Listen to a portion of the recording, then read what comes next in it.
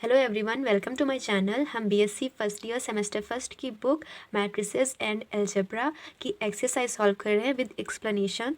सो आज हम first chapter solve करेंगे जो कि इंट्रोडक्शन है।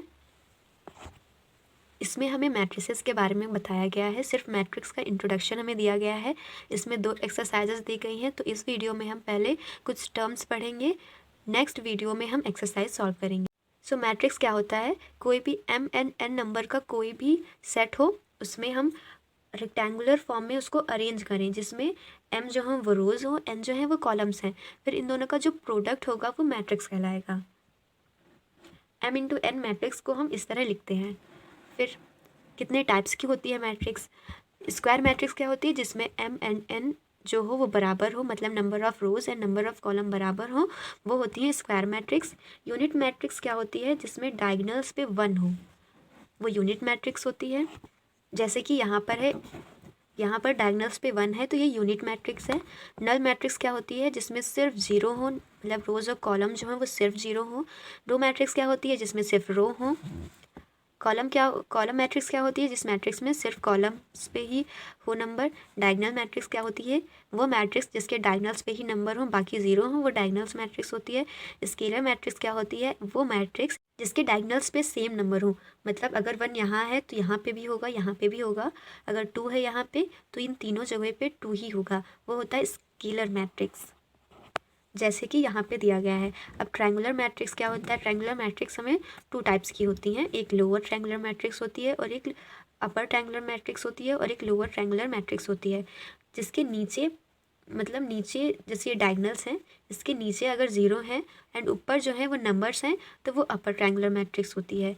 अब अगर डायगोनल्स के ऊपर 0 है एंड नीचे नंबर्स दिए गए हैं तो वो लोअर ट्रायंगुलर मैट्रिक्स होती है।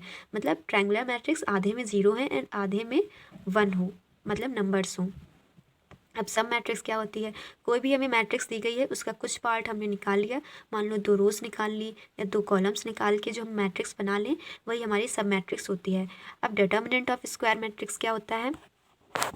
डिटर्मिनेंट निकालना हमने 12th क्लास में सीखा था, बस वही है। हम स्क्वायर मैट्रिक्स का डिटर्मिनेंट निकालते हैं, वही डिटर्मिनेंट हो जाता है ऑफ अ स्क्वायर मैट्रिक्स। ये हमें मैट्रिक्स और डिटर्मिनेंट में डिफरेंस दिया गया है।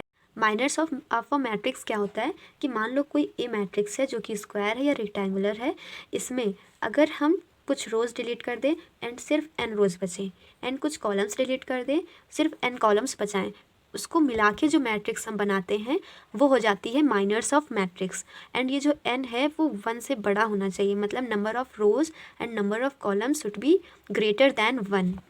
फिर सिंगुलर मैट्रिक्स क्या होती है? वो मैट्रिक्स जिसको हम सॉल्व करने पे, जिसका डिटर्मिनेंट निकालने पे हमें 0 मिल जाए, वो सिंगुलर होती है, अदरवाइज़ वो नॉन सिंगुलर होती है, मैट्रिसेस होती है।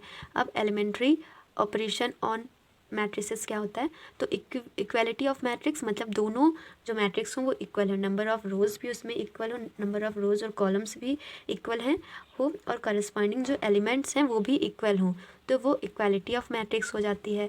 एडिशन क्या होता है कि मान लो हमें 2 मैट्रिक्स दी गई हैं तो इसके जो करस्पॉन्डिंग एलिमेंट्स होते हैं वो आपस में ऐड हो जाते हैं। जैसे कि एग्जांपल के लिए ये देख लेते हैं, ये दो मैट्रिक्स हमें दी गई हैं। अब हमने इसके करस्पॉन्डिंग जो एलिमेंट्स हैं उन्हें ऐड किया है। मान लो अगर हमने यहाँ से ए लिया है तो यहाँ से आर लिया है, यहाँ से ई लिया है, देन यहाँ से हमने वी लिया है, उसको ऐड कर दिया है, तो ये एडिशन ऑफ मैट्रिक्स होता है। सेम इसी तरह सब्ट्रैक्शन होता है, करस्पॉन्डिंग एलिमेंट्स को हम माइनस करते हैं। Scalar multiple of a matrix क्या होता है? इसमें हम ये जो कुछ हमें रूल्स दी गई हैं, अगर हम 1-2 मैट्रिक्स को चाहे इस तरह ऐड करें या इस तरह ऐड करें, a प्लस बी हो या b प्लस ए है, तो वो जो होगा वो इक्वल होगा। इसी तरह ये कुछ रूल्स हमें बताए गए हैं।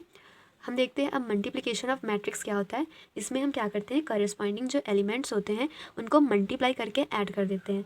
मान लीजिए जैसे हमने 1 को 4 से मल्टीप्लाई किया एंड 2 को 5 से मल्टीप्लाई किया, 3 को 6 से मल्टीप्लाई किया एंड इन सभी को ऐड कर दिया, यही होता है multiplication of a matrix.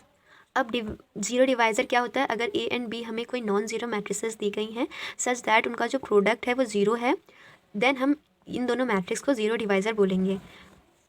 Example के लिए ये एग्जाम्पल देख लीजिए। नेक्स्ट टॉपिक है आइडम्पोटेंट क्या होता है, कोई भी हमें ए मैट्रिक्स दी गई है उसका स्क्वायर अगर ए के बराबर है तो वो आइडम्पोटेंट होता है। निलपोटेंट क्या होता है, कोई भी हमें मैट्रिक्स है इसकी इंडेक्स मतलब अगर 1 है, 1 करने पे हमें 0 मिल रहा है या 2 इंडेक्स करने पे हमें 0 मिल रहा है तो वो जो इंडेक्स होगी उसी को हम निलपोटेंट मैट्रिक्स बोलेंगे। अब यहाँ पे क्यूब भी हो सकता है। क्वेश्चन हमें इस तरह दिया गया होगा कि कोई भी ए मैट्रिक्स है उसकी इंडेक्स हमें 3 दी गई है, अब हमें ये प्रूफ करना होगा कि वो निलपोटेंट है, मतलब ऐसे बताना होगा कि वो निलपोटेंट है या नहीं है। अब ट्रांसपोज क्या होता है, ट्रांसपोज ऑफ अ मैट्रिक्स, अच्छा इनवॉल्यूंटरी मैट्रिक्स क्या होता है कि स्क्वायर करने पे हमें आइडेंटिटी मिल जाए, वो होता है involuntary matrix. Transpose of a matrix क्या होता है कि m इंटू n हमें number of rows into number of columns, कोई मैट्रिक्स हमें दी गई है उसमें हम क्या कर दें, इंटरचेंज कर दे, number of rows into number of columns कर दे, वही हमारा ट्रांसपोज ऑफ मैट्रिक्स हो जाता है। उसको हम ए डैश से डेनोट करते हैं। अब ऑर्थोगोनल मैट्रिक्स क्या होता है, ए ट्रांसपोज और ए का अगर प्रोडक्ट आई आ रहा है, आइडेंटिटी मैट्रिक्स आ रही है, देन वो ऑर्थोगोनल मैट्रिक्स होती है। अब inverse of a square matrix कैसे निकालते हैं, ये हमारा फॉर्मूला होता है। पहले एडजेसेंट ए निकालते हैं, उसके बाद उसको डिवाइड कर देते हैं ए के डिटर्मिनेंट से। ए जो है वो मैट्रिक्स है, ये हमने 12th क्लास में पढ़ा हुआ था। कुछ स्पेशल टाइप की मैट्रिसेस होती हैं जैसे symmetric and skew symmetric matrices. अब देखो सिमेट्रिक मैट्रिक्स क्या होती है कि कोई भी हमें ए मैट्रिक्स दी गई है उसका ट्रांसपोज जो है वो ए के बराबर है तो वो सिमेट्रिक मैट्रिक्स हो जाती है। अब स्क्यू सिमेट्रिक मैट्रिक्स क्या होती है कि कोई भी हमें ए मैट्रिक्स दी गई है उसका ट्रांसपोज जो है वो माइनस ए के बराबर है तो वो स्क्यू सिमेट्रिक मैट्रिक्स कहलाती है।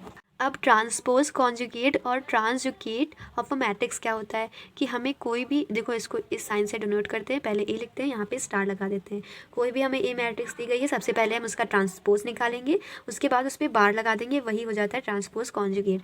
बार लगाने का मतलब होता है कि हम जो हमें दिया गया होगा आई की जो वैल्यूज़ होंगी उसको हम निगेटिव कर देंगे। जैसे कि देखिए पहले हमें ये मैट्रिक्स दिया गया था, सबसे पहले हमने इसका ए ट्रांसपोज किया, फिर हमने इस पर बार लगा दिया। बार लगाने से क्या हुआ, ये प्लस का था यहाँ पे, ये माइनस का हो गया, यहाँ पे माइनस का था, ये प्लस का हो गया, यहाँ पे प्लस का था, ये माइनस का हो गया। यही हमारा ए आ जाता है ट्रांसपोज कॉन्जुगेट। अब आगे देखते हैं अब क्या होता है, Hermitian and screw Hermitian matrices, Hermitian या हर्मिशियन कुछ भी बोल सकते हैं। अब इसमें क्या होता है कि अगर ट्रांसपोज कॉन्जुगेट ए के बराबर आ रहा है तो ये हर्मिशियन जो होता है हर्मिशियन मैट्रिक्स हो जाता है। अब ये स्क्रू हर्मिशियन मैट्रिक्स क्या होता है कि अगर ए का ट्रांसपोज माइनस ए के बराबर आ रहा है तो इसको हर्मिशियन मैट्रिसेस हो जाता है। नेक्स्ट अब यूनिटरी मैट्रिक्स क्या होती है कि हम ट्रांसपोज कॉन्जुगेट को ए से मल्टीप्लाई कर दें, देन हमें आई मिल जाए तो ये हो जाता है यूनिटरी मैट्रिक्स। तो ये सारे टर्म यहाँ कंप्लीट हो गए हैं। अब हम नेक्स्ट पार्ट में नेक्स्ट वीडियो में इनकी एक्सरसाइजेस सॉल्व करेंगे।